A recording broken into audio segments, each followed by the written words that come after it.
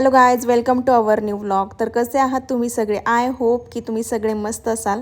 आणि तुम्ही इथे पाहताच आहे की अद्विकाचे जे बुक्स आहेत ते आलेले आहेत, कारण आता स्कूल जी आहे ती चालू झालेली आहे. एप्रिलमध्येच त्यांची स्कूल चालू झालेली आहे आणि नंतर मग मेमध्ये पुन्हा सुट्ट्या भेटतात त्यांना. तर त्यासाठी तिचे बुक्स वगैरे मला रेडी करून द्यायचे आहेत आणि उद्यापासून तिची स्कूल आहे. तर चला तर मग बुक्सना कवर्स वगैरे घालून घेऊयात. तर कसं आहे तुम्ही? आय होप की तुम्ही सगळे मस्त असाल. आणि आज आहे आम्ही बेडरूममध्ये बसलेलो आहे.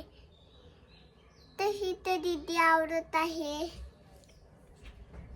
आणि सगळं पसारा झालाय आणि तिचं मानेवर वडदलं होतं त्यामुळं आणि ती आवरून बसलेली आहे.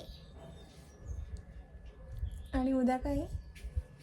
उद्या दीदीला स्कूल आहे. उद्या दीदीला स्कूल आहे आणि मला सुट्टी आहे. आणि बाबा गेले ते कामाला आणि त्यांना सुट्टी नाही आहे म्हणून गेले ते कामाला.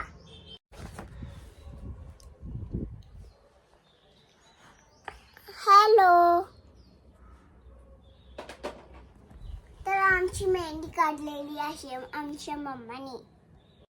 कोणीचेवा सायोनारा कची कची कची सायोनारा.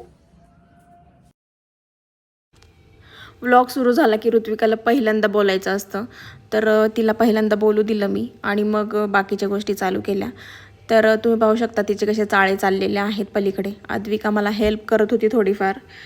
तिच्या बुक्सवरती नावं वगैरे सुद्धा टाकायची होती आणि मला एवढं काही म्हणजे नोटबुक्सचं वगैरे माहिती नाही आहे, तर तिला मी सब्जेक्ट वगैरे विचारत होते. आणि ऋत्विका पाहू शकता पलीकडे कशी करते आहे. तर अंथरूण वगैरे काढल्याच्या नंतर ते 2 मिनटंसुद्धा असं व्यवस्थित राहत नाही, तिचं ते चालूच असतं. आणि हा व्लॉग टाकायला ॲक्च्युली मला खूपच लेट झालेला आहे. मी 1 महिन्यानंतर हा व्लॉग जो आहे तो एडिट केला आहे, कारण ऋत्विका आणि सगळेच घरी असल्यामुळे मला जास्त वेळ देता येत नव्हता यूट्यूबला आणि तिला सांभाळणं खूप हार्ड आहे. आता तिला सगळं कळतं आहे सगळ्या गोष्टी, तर तिचे कारभारसुद्धा खूप वाढलेले आहेत. मग तिला प्रत्येक वेळेस आवाज द्यावा लागतो की ऋत्विका काय करते आहे? मम्मा मी कारभार नाही करत आहे. ती अशी बोलून मोकळी होती, कारण तिला आता माहिती झालेली आहे की मम्मा आपल्याला ओरडेल वगैरे, तरीसुद्धा तिचं ते चालूच असतं. आणि मग मी तिला बसवलं इथं माझ्यासोबत एक नोटबुक वगैरे घेऊन, म्हणजे म्हटलं की ती जरा शांत बसेल. आणि अद्विका अजून लहान असल्यामुळे तिला कवर्स वगैरे घालता येत नाहीत किंवा मग बाकीच्या गोष्टीसुद्धा करता येत नाहीत, त्यामुळे मग त्याच्यामध्ये लक्ष घालावं लागतं. मुलं जोपर्यंत लहान आहेत तोपर्यंतच आपण त्यांच्यामध्ये व्यवस्थित लक्ष वगैरे देऊ शकतो. नंतर ते मग आपल्याला विचारणारसुद्धा नाहीत. त्यांना जेव्हा यायला लागतं तेव्हा ते स्वतः सगळं करतात इंडिपेंडंटली. तर तसंच आहे. तर अद्विकासुद्धा इथे बघते आहे, सगळ्या गोष्टी ऑब्झर्व करते आहे की कसे लावते आहे किंवा काय करते आहे. मला म्हणत होती मी शेवटच्या बुकला मी कवर लावते, पण मी ती रिस्क नाही घेऊ शकत, कारण फाटलं वगैरे किंवा काही झालं तर, म्हणून मग मी तिला नाही दिलं आणि सगळ्या बुक्सना कवर्स वगैरे मीच लावले. आणि तिला म्हटलं की नेक्स्ट टाईम तूच कर, नेक्स्ट इयरला, तोपर्यंत थोडी मोठी होशील. व्हिडिओ काढत होती. कोण आलं होतं? अगं मला वाटलं पार्सल आलंय. पार्सल?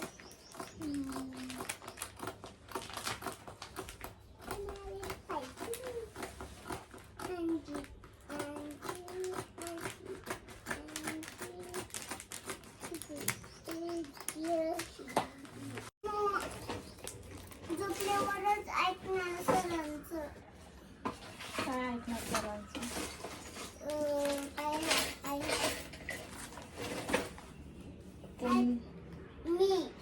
कोण झोपल्यावर? झोपल्यावर नाही सर म्हणायचं. मला मारती का गं? मी कुठे घेते स्विमिंगला तेव्हा?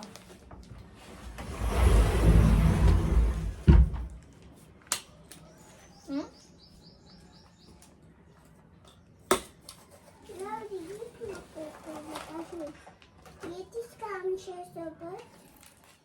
कुठे? पॅड स्पॅरो आहे मोठ्या स्विमिंगला. स्पॅरो आहे. काय करते स्पॅरो?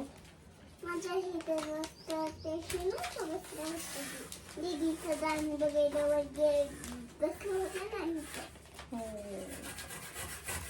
अरे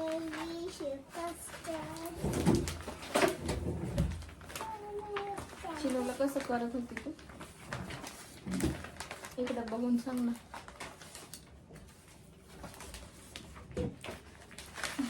असं कर. का ग?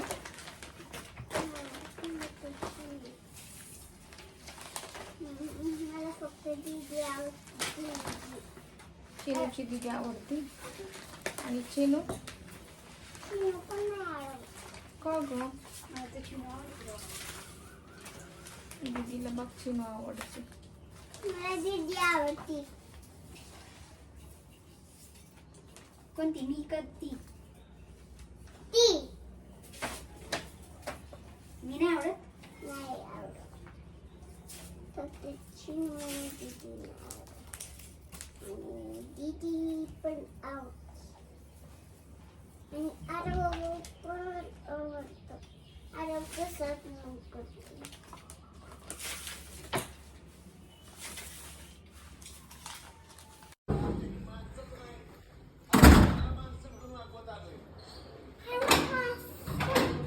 पर्पलचं एक पार्सल आणि याच्यामध्ये काय आहे हे मी तुमच्यासोबत शेअर करणार आहे.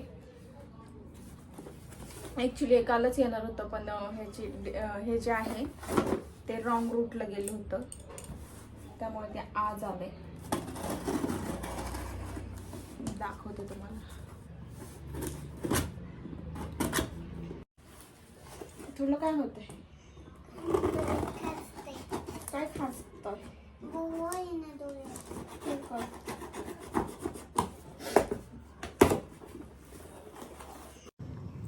तर मी इथे मागवलेले आहे स्किन केअरसाठीचे प्रोडक्ट्स आणि तुम्ही पाहू शकता पॅकेजिंग कशा पद्धतीचे आहे. आणि फेसेस कॅनडाचे 2 काजळसुद्धा मी मागवलेले आहेत याच्याबरोबरच. तर हे आहे विटॅमिन C अँड B3चं सिरम. गुड वाईब्सचे प्रोडक्ट्स आहेत सगळेच.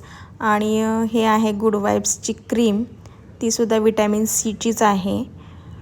अँटी ब्लेमिश म्हणून काहीतरी आहे ते. तर हे आहे टोनर, हे सुद्धा विटॅमिन Cचंच मागवलेलं आहे मी.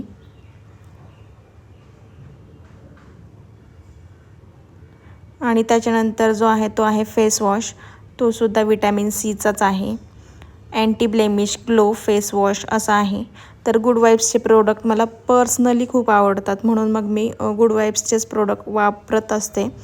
आणि त्याचबरोबर मेकअपसाठी मला काजळ हवं होतं, तर काजळ माझं संपलेलं होतं म्हणून मग ऑफर होती म्हणून मग फेसेस कॅनडाचे 2 काजळ पेन्सिल्स मी मागवलेले आहेत. वापरल्यानंतर मी सांगेलच तुम्हाला त्याचा रिव्ह्यू कसा आहे तो.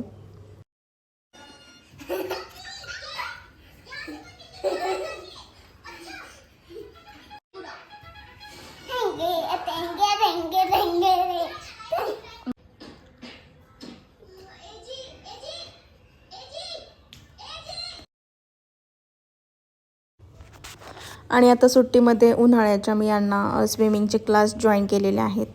तर अद्विकाचं एज बसत होतं पण ऋत्विकाचं एज कमी होतं तरीसुद्धा आम्ही ती 4 इयर्स कंप्लीट आहे असं सांगून तिला क्लास जॉईन केला होता. आणि आता ती खूप छान स्विमिंग करते. तेव्हा ती जस्ट सुरू झालेलं तिचं स्विमिंग.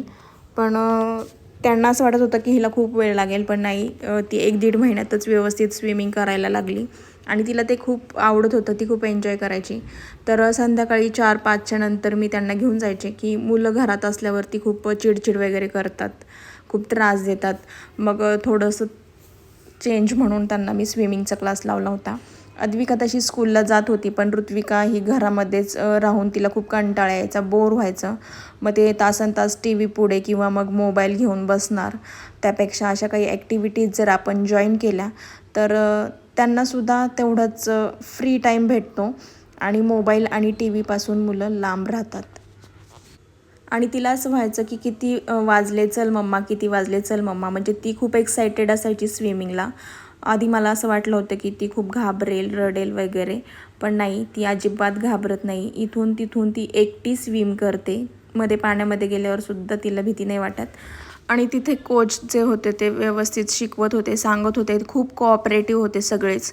म्हणजे तिथे बाकीचे जे स्विम करण्यासाठी येत होते ते सुद्धा म्हणजे तिला शिकवण्याचा प्रयत्न करत होते किंवा मग काही सांगत होते. त्यांना खूप छान वाटायचं की एवढीशी मुलगी स्विमिंग करते वगैरे. खूप भारी वाटतं अशा वेळेस. आणि सगळेच खूप कोऑपरेटिव्ह होते तिथे. सर वगैरे खूप छान शिकवत होते तिला. त्यामुळे असं वेगळं असं काही वाटलं नाही की त्यांनी असं की नाही ही करणारच नाही किंवा करतच नाही आहे किंवा असं काहीच नाही. कारण पहिले 15 दिवस तर ती नुसतीच एन्जॉय करत होती पाण्यामध्ये. हातपाय वगैरे काहीच मारत नव्हती. नंतर मग ती हळूहळू करायला लागली. पण सरांनी असं म्हणजे तिला हे नाही केलं की तू करतच नाही आहे किंवा हिला येणारच नाही वगैरे. ते खूप छान तिच्या ह्याने घेत होते की तिला जसं वाटेल तसं ते करत होते. ती कंटाळली की तिला वरती बसवायचे किंवा मग ट्यूब वगैरे द्यायचे त्याच्यावरती बसवायचे. तर अशा पद्धतीने स्विमिंग खूप एन्जॉय केलं ह्या सुट्टीमध्ये. तर मला पण छान वाटतं की मुलं आपली जेव्हा एन्जॉय करतात की त्यांना त्यांच्या आवडच्या गोष्टी भेटतात तेव्हा प्रत्येक पालकांना छानच वाटतं. तर एवढी एक प्लस पॉईंट झाला की दोघींनासुद्धा स्विमिंग यायला लागले. अद्विकानेसुद्धा त्याच्यानंतर ॲडव्हान्सचा वगैरे क्लास केला आणि तिला पण खूप छान शिकवलं. आणि आता फक्त वातावरण जरासं चेंज झाल्यामुळे मी बंद केलं आहे क्लास. कारण पावसामध्ये भीती वाटते सर्दी वगैरे होण्याची आणि स्कूल पण असतं. मग स्कूलमध्ये सुट्ट्या होतात खूप. म्हणून मग आता मी बंद केले. नंतर जेव्हा परत समर सीझन चालू होईल तेव्हा दोघींना परत मी त्याच्यामध्ये जॉईन करायला देणार आहे. तर ठीक आहे गाईज, तुम्हाला जर आजचा आपला व्हिडिओ आवडला असेल तर व्हिडिओला लाईक नक्की करा, शेअर करा, कमेंट करा आणि चॅनलला जर अजूनही सबस्क्राईब केलं नसेल तर चॅनलला सबस्क्राईब नक्की करा. भेटूयात परत एकदा अशाच एका नवीन ब्लॉगमध्ये. तोपर्यंत सगळ्यांनी काळजी घ्या. बाय.